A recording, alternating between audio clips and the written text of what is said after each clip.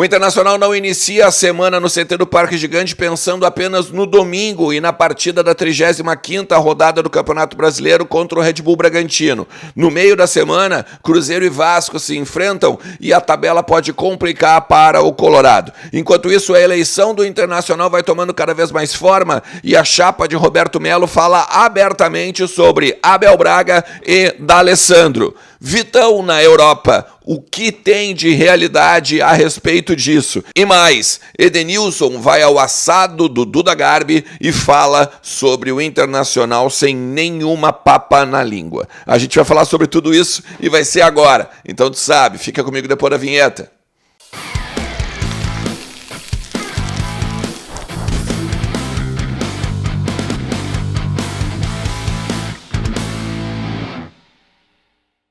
Fala Colorado, como é que vocês estão? Tudo certo? Tudo beleza com vocês? Bora iniciar mais uma semana, mais uma segunda-feira inclusive com o treino do CT do Parque Gigante, o Internacional voltando aos trabalhos, já que no domingo teve uma folga, 10h30 da manhã agora o trabalho realizado lá pelo técnico Eduardo Cudê, e aí uma semana de preparação, né? Porque no domingo o Internacional enfrenta o Red Bull Bragantino no Beira-Rio, 18h30. Esse jogo é importante, claro, mas também na metade da semana tem Vasco e Cruzeiro, Cruzeiro e Vasco, e a gente precisa falar sobre isso porque tem algumas questões importantes, principalmente a partir da vitória do Cruzeiro diante do Fortaleza. Fica comigo até o final do vídeo, te inscreve também no canal, deixa teu like, ativa o sininho, porque daí toda vez que entrar conteúdo novo aqui no canal, o celular vai, apitar que o Ernest tem conteúdo novo do Colorado, beleza? Não te esquece também que a KTO é a minha parceira aqui, então se tu quer botar uns pila no bolso e também te divertir, entra em kto.com, usa o cupom Ernest, bota 20% de free bet na tua conta, né, no teu primeiro cadastro, e aí vem te divertir, porque KTO é onde a diversão acontece, beleza? Bom, vamos falar rapidinho sobre a tabela? Eu vou botar aqui do lado, tá? Complicou por quê? O Cruzeiro venceu o Fortaleza. Fortaleza que esfacelona depois da Sul-Americana. Mas o Cruzeiro vence o Fortaleza e agora chega a 40 pontos. Empata com o Vasco na 15ª colocação, né? 15º e 16º. O Santos, que é o 14º, tem 42 e o Inter tem 43 em 13º. Bahia, 17, né? O 17º com 38. Por que eu estou botando essa galera aqui na tela? Porque é o seguinte, quarta-feira Vasco e Bahia jogam, e o Internacional, dependendo do confronto, ele pode perder uma posição. Se rolar empate entre eles, beleza, o Internacional continua ali em 13º. Só que se um dos dois ganhar, o Inter perde uma posição, cai para a 14ª colocação. Tendo ainda, né, o Bahia como ponto de corte, 38, 5 pontos de diferença para o 17º colocado. Porque acontece que o Vasco tem uma vitória a mais e o Cruzeiro tem um saldo de gols maior que o do Inter. Por isso que não interessa o número de gols. Se for 1-0 para o Vasco ou 1-0 para o Cruzeiro, o Internacional perde uma posição. E daí, meu amigão, a gente tem que pensar o seguinte. O Inter joga contra o Red Bull Bragantino no domingo, tá? O Inter é o único que joga em casa dos outros adversários, do Santos, do Vasco, do Cruzeiro e do Bahia. O Santos vai enfrentar o Botafogo no domingo. O Vasco enfrenta o Atlético Paranaense. O Cruzeiro enfrenta o Goiás. E aí aqui é um problema, porque olha só, se Vasco e Cruzeiro empatam, vão a 41. Então fica 43, 42, 41. Só que como o Cruzeiro joga com o Goiás, se o Goiás vence esse jogo, ele sai de 35 a 38. E aí complica tudo de novo, porque o Bahia tem 38 também e enfrenta o Corinthians. Se ganhar do Corinthians, vai a 41. O Corinthians que tem 44. Tá um absurdo, né?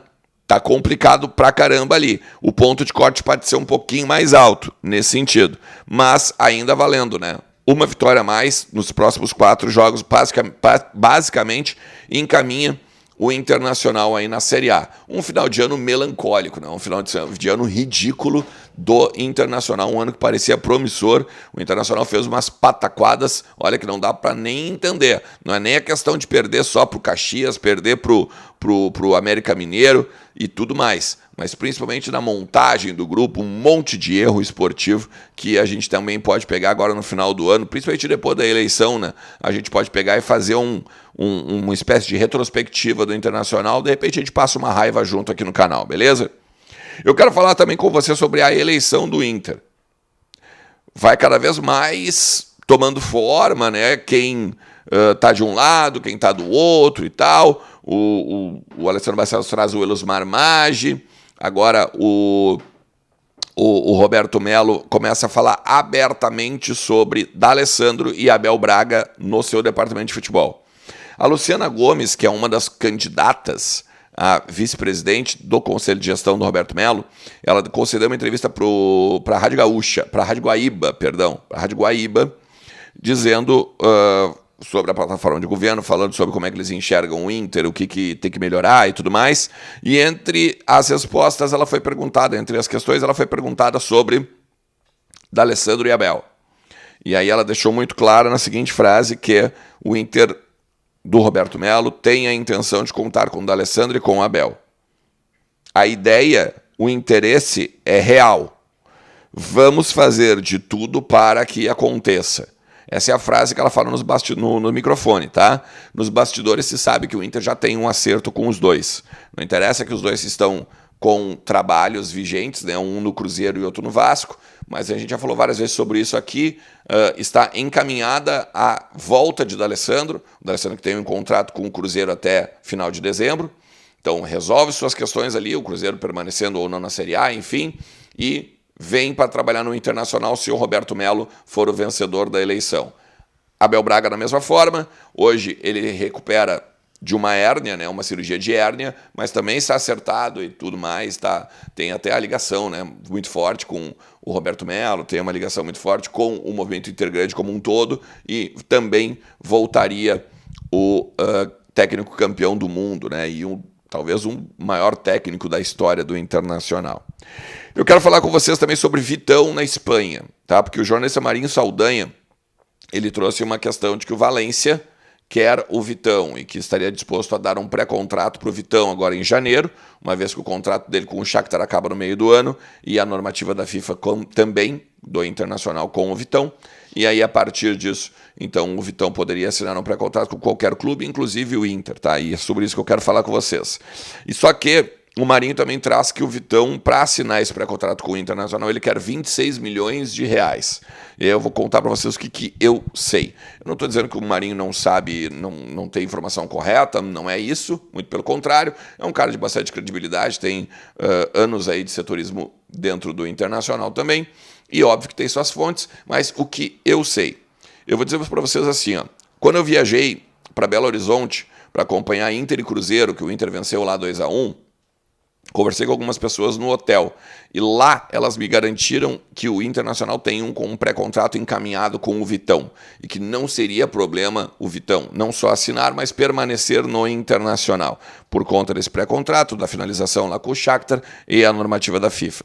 Não tinha o valor dos 26 milhões. Isso é verdade, isso é bem verdade. Tá? Ainda que ache esse valor bem caro e bem alto para um pré-contrato, porque seriam luvas esses 26 milhões. E aí, se tu for olhar, tu pode pegar, por exemplo, assim, ó, o Shakhtar estaria disposto a vender o Vitão por 4 de euros, por exemplo. É quase esses 26 milhões de reais aqui, basicamente. Então, assim, o que o staff do Vitão estaria fazendo, né, pegando o dinheiro que ele não vai dar para o Shakhtar e transformando isso em bonificações para o atleta, né? A luva nada mais é do que aquele valorzinho por assinatura. E aí, claro, não estou dizendo que o Inter vai fechar para o 26, porque eu não consegui ir um número frio e nem confirmar esse número. Estou indo em cima da informação do Marinho Saldanha, por isso que eu estou acreditando ele. Esses 26, tu pode oferecer um contrato de 4 anos, de 5 anos, por exemplo, diluir na questão do valor mensal, e aí fica lá o salário, luvas e a imagem. E aí tu vai ter um salário, claro, sei lá, 700, 800, 900 reais, R$1.000, e assim vai. Mas, ao mesmo tempo, o Inter também pode barganhar esse número, esse valor e diminuir. Enfim, de qualquer maneira, tá aí a informação que eu sei, né, em cima dessa novidade aí trazida pelo Marinho Saldanha. Por último, eu quero falar com você sobre o Edenilson, tá? Tá aqui em cima. Eu vou deixar aqui em cima o assado do Edenilson com o Duda Garbi. Já fui lá também, tá? É bom o assado do cara, viu? É carne mal passada, claro que é mal passada, tá? Tem muita gente que não curte, mas é um mal passado do bem satisfatório, tá? Então, assim, ó, confia, vale a pena pegar e dar uma olhada, dá uma curtida, né? Assiste e ainda dá uma pensadinha assim, bah, aquela carne ali deve estar boa, porque tá boa mesmo. Ó, o Edenilson soltou o verbo, né? E aí ele foi, vamos dizer assim, sem papas na língua, né? Foi lá e falou com o Duda sobre o seu tempo aqui no Beira-Rio. E acha, inclusive, né, que pô, ele ficou 17, 18, 19, 20, 21, 22. Sai agora no início do ano. São quase 6 temporadas, se tu for olhar, né? São 5 anos, mais 6 temporadas. Joga Série B e tal. Daí ele diz o seguinte, né? Que em 2020 doeu muito, porque dependia só do Inter. 2019 tem a questão do Atlético Paranaense, claro, né? Eles estavam em desvantagem, porque o CAP tinha vencido lá, e aí tinha que fazer uma decisão pelos pênaltis aqui no mínimo, no Beira-Rio e tal, e aí ele explica, né, a caneta que ele toma do Marcelo Cirino. Ele diz o seguinte, naquele momento estava acabando o jogo, e se eu fizesse uma falta, poderia pegar e levar um cartão amarelo, poderia de repente pegar e correr mais tempo do relógio e ser ainda mais prejudicial para o time. Então ele usa o recurso, né, me dá a caneta e tal, mas ao mesmo tempo eu pensei, vou deixar na minha para o meu companheiro que está na minha, vamos dizer assim, na retaguarda, né, ou na sobra, pegar e tirar aquele jogo, né, tirar aquela jogada. Para mim não me convence, né, porque ele para, se ele não faz a falta, mas ainda corre no Marcelo Cirino é uma coisa, né, na verdade ele para e sai caminhando, né, então não me convence nesse sentido. Ele fala também que aquela bola, por exemplo, no último minuto contra o Corinthians, ele só foi assistir 3 meses depois, né? Porque ele fala do Cuesta, que o Cuesta, antes de cruzar para a área, ele sempre dava um tapa a mais, e aí como ele deu o tapa a mais, ele se adiantou. A partir do adianto, o Cuesta não dá o tapa na frente e cruza, e aí ele está uns centímetros, né, na frente e tal. E claro, aquilo ali desmobilizou muito o time. E aí, óbvio que ele fala sobre a questão também da polêmica com a torcida, né, as diversas polêmicas, inclusive. Ele diz que muita gente pegou no pé dele porque distorcia os fatos, né, que ele teve algumas questões aí também com imprensa e tal, mas principalmente com a torcida, né? Porque a torcida pegava no pé dele a partir do fato dele ser protagonista, como, por exemplo, numa campanha que ele fez para a Adidas, que ele pegou e borrou o uniforme do Internacional, não tinha nada a ver com a questão de não querer aparecer o uniforme do Inter, mas era para dar destaque na campanha da Adidas, da chuteira, as questões das vaias que ele tomava durante o jogo, e ele diz que ele não concorda com as vaias, pode vaiar depois, mas durante o jogo só prejudica o jogador. Ele também diz que pegavam muito no pé dele porque ele acabou chegando na seleção brasileira, ele acabou sendo o destaque do time, capitão, ele tinha que falar e aí ele se expunha demais.